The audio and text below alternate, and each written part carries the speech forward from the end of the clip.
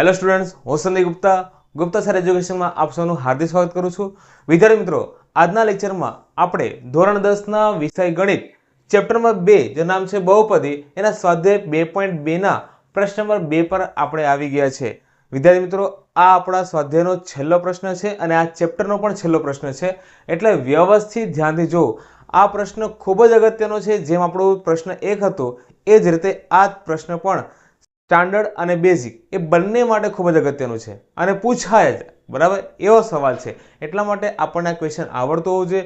નથી આવડતું તો એને વ્યવસ્થિત બોર્ડ પર જોજો, વ્યવસ્થિત ધ્યાનથી જો। જ્યાં ના સમજ પડે ત્યાં તમે મને કોમેન્ટ કરો તો તમને એ બી વસ્તુ તમને સમજાઈ જશે કઈ રીતે કરવાનું છે। ચાલો, તો હવે અહીંયા જે પ્રશ્ન છે શું કીધું છે, લખ્યું છે નીચે દર્શાવેલ સંખ્યાઓ અનુક્રમે દ્વિઘાત બહુપદીઓના શૂન્યોનો સરવાળો અને શૂન્યોનો ગુણાકાર છે, તે પરથી દ્વિઘાત બહુપદી મેળવો। તો આપણને અહીંયા દેખાય છે પ્રશ્ન 1 છે જેમ કે, તો એમાં પહેલો જે છે 1/4, બરાબર? આ સંખ્યા છે 1/4 જે આપણો શૂન્યનો સરવાળો છે, અને જે બીજું લખ્યું છે -1 એ શું છે? શૂન્યનો ગુણાકાર છે। તો આના પરથી આપણે દ્વિઘાત બહુપદી બનાવવાનું છે। તો ખૂબ જ સહેલું છે, વ્યવસ્થિત ધ્યાનથી જોશો એટલે આપણને ખ્યાલ આવી જશે। ચાલો, તો સૌથી પહેલા આપણને જે કીધું છે કે આ શૂન્યનો શું છે? સરવાળો। તો આપણે શું લખી દઈએ? Alpha plus beta equal two 1/4 લખાય કે ન લખાય? લખાય ને? આલ્ફા પ્લસ બીટા એટલે શૂન્યનો સરવાળો, ઓકે। અને બીજું છે -1 જે આપણે આલ્ફા ઇન્ટુ બીટા છે, alpha into beta equal two -1। ચાલો, તો શૂન્યનો સરવાળો 1/4 અને શૂન્યનો ગુણાકાર -1 છે। બધા દાખલામાં એક જ રીત કરવાની છે, એટલે આપણને બહુ ઇઝીલી આવડી જશે। ચાલો, હવે આના માટે દ્વિઘાત બહુપદી માટેનું એક સૂત્ર બી છે અહીંયા જે આપણને ખબર હોવું જોઈએ। તો ચાલો, કયું સૂત્ર છે જરા જોઈએ। ચાલો, માટે p ઓફ x બહુપદી જે છે, p ઓફ x એટલે શું? બહુપદી થશે। તો ચાલો, સૂત્ર શું છે? x નો વર્ગ માઇનસ કૌંસમાં alpha plus beta into x plus alpha into beta. આ સૂત્ર વિદ્યાર્થી મિત્રો ખૂબ અગત્યનું છે, એને વ્યવસ્થિત ધ્યાનથી જોઈ લેજો, બરાબર? આ તમારે ધ્યાનમાં રાખવાનું છે કે તમારે બહુ મોટી રીતો નથી કરવાની, શોર્ટમાં રીત પતાવી દેવાની છે, બરાબર? 2 માર્ક્સનો દાખલો પૂછાય તો આપણને આવડતું હોય છે। ચાલો, તો અહીંયા x નો વર્ગ માઇનસ, ચાલો, આલ્ફા પ્લસ બીટા એટલે કે શૂન્યનો સરવાળો ક્યાં છે? આરો 1/4, તો અહીંયા આવશે 1/4 into x plus alpha into beta કેટલું છે જરા જોવો તો અહીંયા -1 આપેલું છે, ઓકે, લખી દઈએ। ચાલો, ત્યાર પછી x નો વર્ગ માઇનસ, જો અહીંયા 1 ગુણ્યા x લઈએ તો 1/4 લખાય અને પ્લસ માઇનસ -1, ઓકે। હવે એક વસ્તુ ખાસ ધ્યાનમાં રાખવું, અહીંયા છે જો બધા સરખા છે નથી, તો આપણે શું કરશું? અહીંયા લસા લેશું, ઓકે। તો જ્યાં જે ઘટતું હોય આના છેદમાં કેટલા છે તો કઈ નથી એટલે 1 ગણાય, આના છેદમાં કઈ નથી એટલે 1 ગણાય। તો બધાને આને આપણે 4 વડે ગુણશું ઉપર નીચે, ને આને પણ ઉપર નીચે 4 વડે ગુણશું। ચાલો, તો શું આવશે? 4x નો વર્ગ માઇનસ x માઇનસ 4, અને આખાના છેદમાં શું આવી જશે? 4 આવી જશે, બરાબર? આપણને લસા લેતા આવડતું હોવું જોઈએ। જો અહીંયા છેદમાં કેટલા છે? 1 છે, આને બી 1 છે, તો આપણે શું ઉપર નીચે 4 વડે ગુણીએ। હવે તમે એમ કહેશો કે નીચે કેમ 4 નો આવ્યો? તો વિદ્યાર્થી મિત્રો, આપણને ખબર હોવું જોઈએ કે જો છેદ સરખા થઈ જાય ને તો એક જ વાર લખવાનું હોય, બરાબર?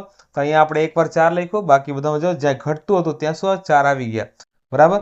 ચાલો, હવે શું કરશું? આ 4 ને તમે કોમન કાઢ લો તો શું આવશે? 1/4 અને વધશે શું? 4x નો વર્ગ માઇનસ x માઇનસ 4। તો માંગેલ બહુપદી કઈ આવી?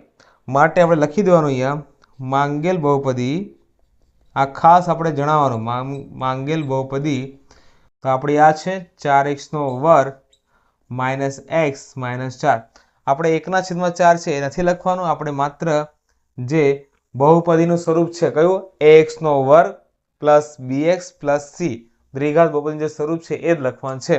તો આપણને મળી ગયું છે 4x નો વર્ગ માઇનસ x માઇનસ 4, બરાબર? તો આપણો આ જવાબ આવશે, ઓકે। ચાલો, ત્યાર પછી બીજો સવાલ, વર્ગમૂળ 2 અને 1/3। તો અહીંયા જે સરવાળો છે એ alpha plus beta equal to વર્ગમૂળ 2 આપેલું છે, અને આલ્ફા ઇન્ટુ બીટા કેટલું આપ્યું છે? Alpha into beta equal two 1/3 આપ્યું છે, બરાબર? સેમ વસ્તુ ફરીથી આપણે કરશું, અહીંયા p ઓફ x લખશું તો શું આવશે? p ઓફ x બરાબર x નો વર્ગ minus alpha plus beta into X plus alpha into beta. ચાલો હવે શું કરશું આપણે? અહીંયા સેમ વસ્તુ મૂકી દો કિંમત. અહીંયા એક્સ નો વર્ગ માઇનસ આલ્ફા પ્લસ બીટા કેટલા છે? વર્ગમૂળ 2, તો વર્ગમૂળ 2x વત્તા અહીંયા જો કેટલા છે? 1/3, તો એને આપણે મૂકી દઈએ. ચાલો છેદ સરખા કરો.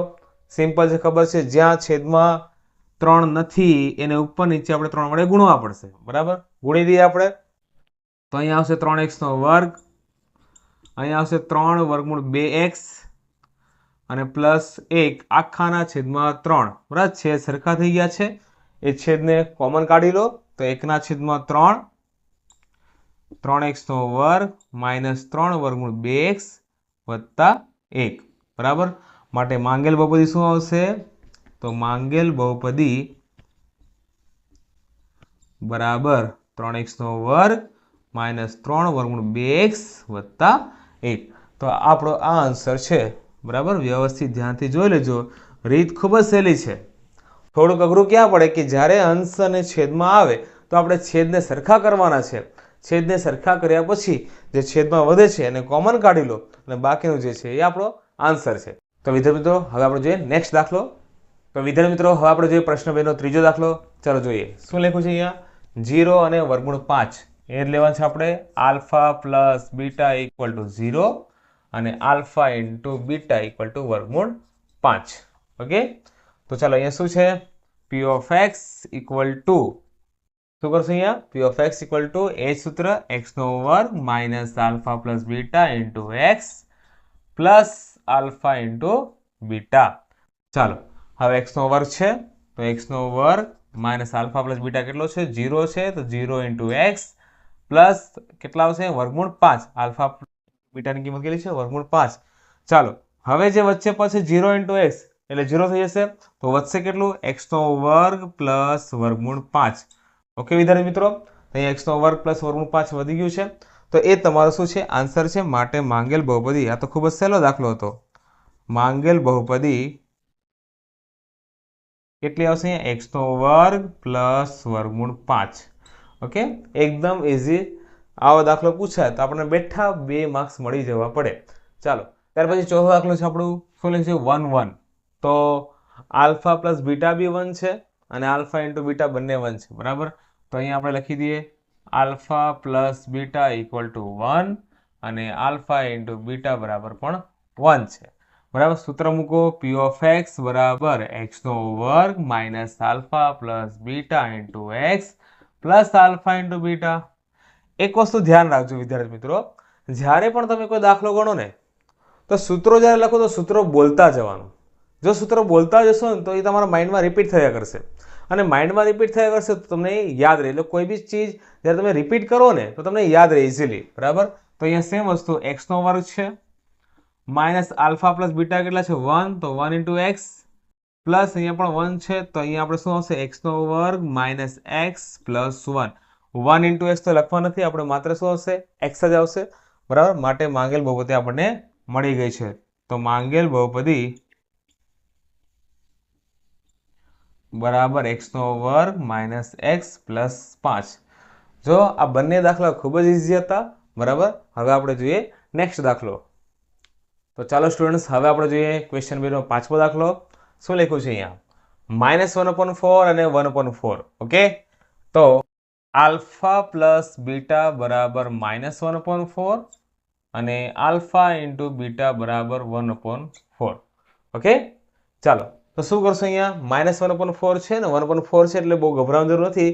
બરાબર, તો P of X equal to X નો વર્ગ minus alpha plus beta into X plus alpha into beta.